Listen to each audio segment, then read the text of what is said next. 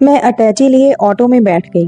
करीब 1 महीने बाद अपने पति अमित के पास लौट रही थी। मुझे विदा करते मम्मी डैडी की आंखों में खुशी के आंसू थे।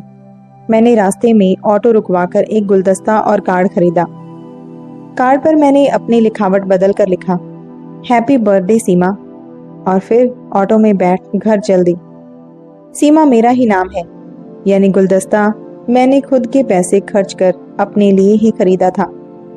दरअसल पटरी से उतरी अपने विवाहित जीवन की गाड़ी को फिर से पटरी पर लाने के लिए इंसान को कभी कभी ऐसी चालाकी भी करनी पड़ती है। पड़ोस में रहने वाली मेरी सहेली कविता की शादी 2 दिन पहले हुई थी। मम्मी पापा का सोचना था कि उसे ससुराल जाते देखकर मैंने अपने घर पर अमित के पास लौटने का फैसला किया।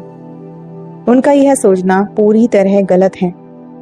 सच्चाई यह है कि मैं अमित के पास परसों रात एक तेज झटका के बाद लौट रही हूँ।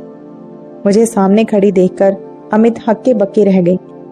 उन्हें विश्वास ही नहीं हो रहा था कि मैं बिना कोई सूचना दिए यूं अचानक घर लौट आऊंगी। मैं मुस्कुराते हुए उनके गले लगकर बोली, इतना प्यारा गुलदस्ता भिजवाने के लिए थैंक यू माय लव। उनके गले लगकर मेरे तन मन में गुदगुदी की तेज लहर दौड़ गई थी। मन एकदम से खिल उठा था। सचमुच उस पल की सुखद अनुभूति ने मुझे विश्वास दिला दिया कि वापस लौट आने का फैसला करके मैंने बिल्कुल सही कदम उठाया।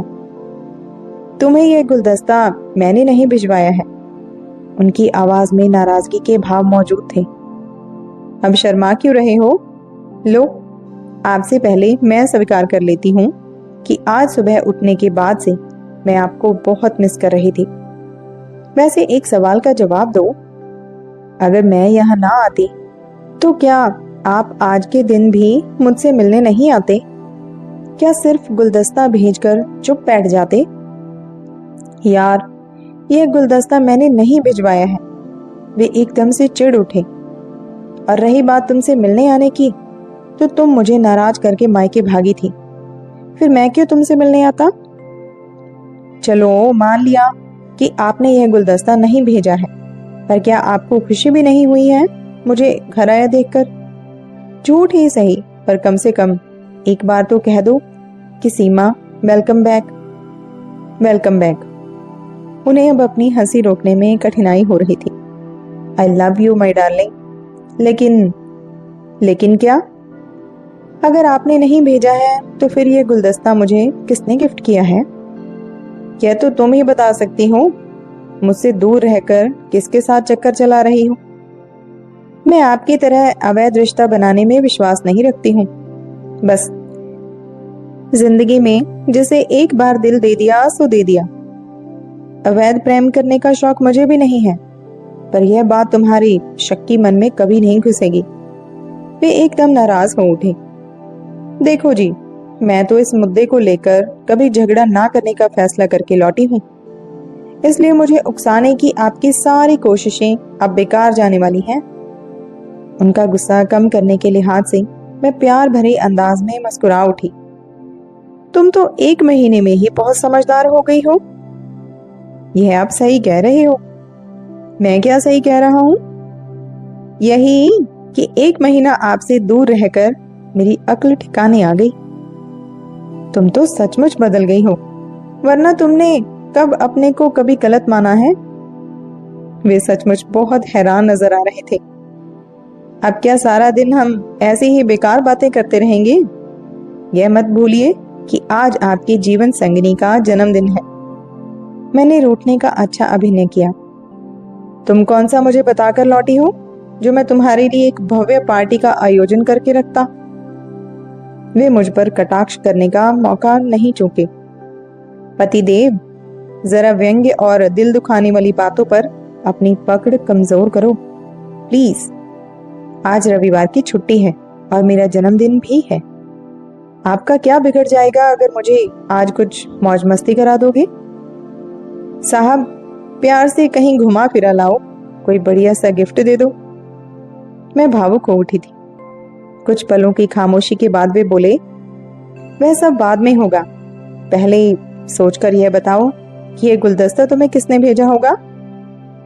मैंने भी फौरन सोचने की मुद्रा बनाई और फिर कुछ पलों के बाद बोली, भेजना आपको चाहिए था पर आपने नहीं भेजा है, तो यह काम विकास का हो सकता है। कौन है ये विकास? वे हैरान से नजर आ रहे थे, क्योंकि उन्हें अंदाजा नहीं था कि मैं किसी व्यक्ति का नाम यूं एकदम से ले दूंगी। पड़ोस में रहने वाली मेरी सहेली कविता की शादी 2 दिन पहले हुई है। यह विकास उसके बड़े भाई का दोस्त है। आगे बोलो। आगे क्या बोलूं? पति से दूर रह रही स्त्री को हर दिल फेंक किस्म का आदमी अपना आसान शिकार मानता है। वह भी मुझ पर लाइन मार रहा था, पर मैं आपकी तरह सॉरी, मैं कमजोर चरित्र वाली लड़की नहीं हूं। उसने ही कोशिश नहीं छोड़ी होगी और मुझे अपने प्रपोजल में फंसाने को यह गुलदस्ता भेज दिया होगा। मैं अभी इसे बाहर फेंकती हूँ। आवेश में आकर मैंने अपना चेहरा लाल कर लिया। अरे यूं तैश में आकर इसे बाहर मत फेंको। कोई पक्का थोड़ी ही है कि उसी कमीने ने ही इसे भेजा होगा। यह भी आप ठीक कह रहे हो। तो एक काम करते हैं। मैं उनकी आंखों में प्यार से देखने लगी। कौन सा काम? आप इससे ज्यादा प्यारा और ज्यादा बड़ा एक गुलदस्ता मुझे भेंट कर दो। उसे पाकर मैं खुश भी बहुत हो जाऊंगी, और अगर इसे विकास ने ही भेजा होगा तो इसकी अहमियत भी बिल्कुल खत्म हो जाएगी। तुम तो यार सचमुच समझदार बनकर लौटी हो। उन्होंने इस बार ईमानदार लहजे में मेरी तारीफ की। सच? हाँ, अभी तक तो तुम्हारे अंदर आया बदलाव सच ही लग रहा है। तो इसी बात पर बाहर लंच करा दो। मैंने आगे बढ़कर उनके गले में बाहें डाल दी। नो प्रॉब्लम स्वीट हार्ट, मैं नहा लेता हूँ, फिर घूमने चलते हैं। फिर जब कुछ देर बाद मैं उनके मांगने पर तौलिया पकड़ाने गई तो उन्होंने मेरा हाथ पकड़कर मुझे गुसल खाने के अंदर खींच लिया। मेरा मन तो चाह ही रहा था कि ऐसा कुछ हो जाए। 1 महीने की दूरी की कड़वाहट को मिटाने का काम सिर्फ बातों से नहीं हो सकता था। अतः उनकी बाहों में कैद होकर मेरा उनके साथ मस्त अंदाज में नहाना हम दोनों की मनमुटाव की कड़वाहट को एक झटके में साफ कर गया था। वे मुझे गोद में उठाकर शयन कक्ष में ले आई। प्यार के क्षण लंबे होते गए, क्योंकि महीने भर की प्यास जो हम दोनों की बुझानी थी। बाद में मैंने उनसे लिपटकर तृप्ति भरी गहरी नींद का आनंद लिया। जब 2 घंटे बाद मेरी आंखें खुली तो मैंने खुद को बहुत हल्का फुल्का महसूस कर रही थी। मन में पिछले 1 महीने से बसी सारी शिकायतें दूर हो गई थी। मुझे परसों रात को विकास के साथ घटी वह घटना याद आने लगी, जिसके कारण मैं खुद ही अमित के पास लौट आई थी। परसों रात मैं तो विकास के सामने एकदम से कमजोर पड़ गई थी। कविता की शादी में हम दोनों खूब काम कर रहे थे। हमारे बीच होने वाली हर मुलाकात में उसने मेरी सुंदरता व गुणों की तारीफ कर कर कि मुझे बहुत खुश कर दिया था। लेकिन मुझे यह एहसास नहीं हुआ था कि अमित से दूर रहने के कारण मेरा परेशान व प्यार को प्यासा मन उसके मीठे शब्दों को सुनकर भटकने को तैयार हो ही गया था। मैं उस रात कविता के घर की छत पर बने कमरे से कुछ लाने गई थी। तब विकास मेरे पीछे पीछे दबे पांव आ गया। दरवाजा बंद होने की आवाज सुनकर मैं मुड़ी तो वह सामने खड़ा नजर आया। उसकी आंखों में अपने लिए चाहत के भाव पढ़कर मैं बुरी तरह घबरा गई। मेरा सारा शरीर थर थर कांपने लगा। विकास, तुम मेरे पास मत आना। देखो, मैं शादीशुदा औरत हूँ। मेरे हंसने बोलने का तुम गलत अर्थ लगा रहे हो। मैं वैसी औरत नहीं हूं। उसने मेरे कहने की रत्ती भर परवाह ना कर मुझे अपनी बाहों में भर लिया। प्लीज मुझे जाने दो, छोड़ो मुझे। मैं उसे ऐसी प्रार्थना जरूर कर रही थी, पर इसमें भी कोई शक नहीं कि मुझे उसकी नाजायज हरकत पर तेज गुस्सा नहीं आया था। उस कमरे के साथ बालकनी ना जुड़ी होती तो ना जाने उस रात क्या हो जाता। उस बालकनी में 2 किशोर लड़के गपशप कर रहे थे। अगर ऐन वक्त पर उन दोनों के हंसने की आवाजें हमारे कानों तक ना आती तो विकास थोड़ी सी जोर जबरदस्ती कर मेरे साथ अपने मन की करने में सफल हो जाता। उसकी पकड़ ढीली पड़ते ही मैं कमरे से जान बचाकर भाग निकली थी। मैं सीधी अपने घर पहुंची और बिस्तर पर गिरकर खूब देर तक रोई थी। बाद में कुछ बातें मुझे बड़ी आसानी से समझ में आ गई थी। मुझे बड़ी गहराई से यह एहसास हुआ कि अमित के साथ और उससे मिलने वाले प्यार की मेरे तन मन को बहुत ज़रूरत है। वे ज़रूरतें अगर अमित से नहीं पूरी होंगी तो मेरा प्यासा मन भटक सकता है, और किसी स्त्री के यूं भटकते मन को सहारा देने वाले आशिकों की आजकल कोई कमी नहीं। तब मैंने एक महत्वपूर्ण फैसला करने में जरा भी देरी नहीं की। किसी विकास जैसे इंसान को प्रेमी बनाकर अपनी इज्जत को दांव पर लगाने से बेहतर मुझे अमित के पास लौटने का विकल्प लगा। मैं मायके में रहने इसलिए आई थी क्योंकि मुझे शक था कि ऑफिस में उसके साथ काम करने वाली रितु के साथ अमित के गलत संबंध हैं। वे हमेशा ऐसा कुछ होने से इनकार करते थे, पर जब उन्होंने उसके यहाँ मेरे बार बार मना करने पर भी जाना चालू रखा तो मेरा शक यकीन में बदलता चला गया। उस रात मुझे इस बात का एहसास हुआ कि यूं मायके भागकर अमित से दूर हो जाना तो इस समस्या का कोई हल था ही नहीं।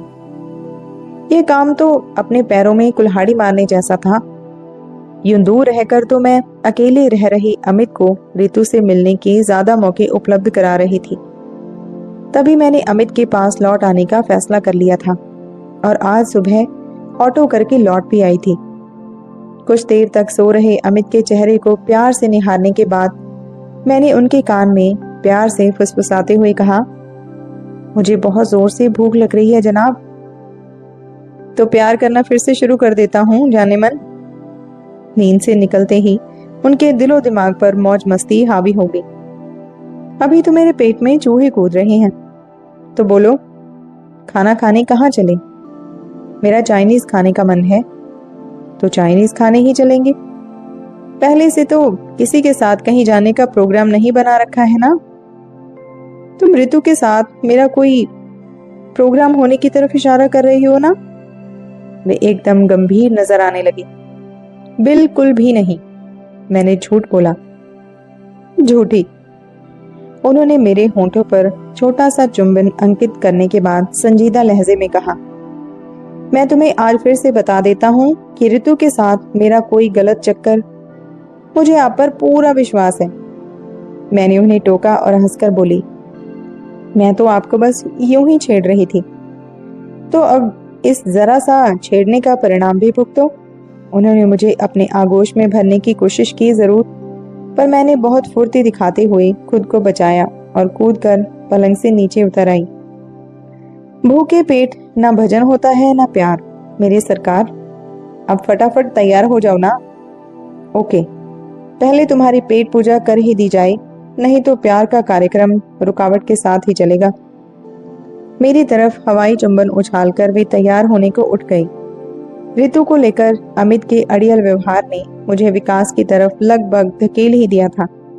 अगर हमारा मनमुटाव मुझे गलत रास्ते पर धकेल सकता है तो मैं अपने प्यार, सेवा और विश्वास के बल पर उनको अपनी तरफ खींच भी सकती हूँ।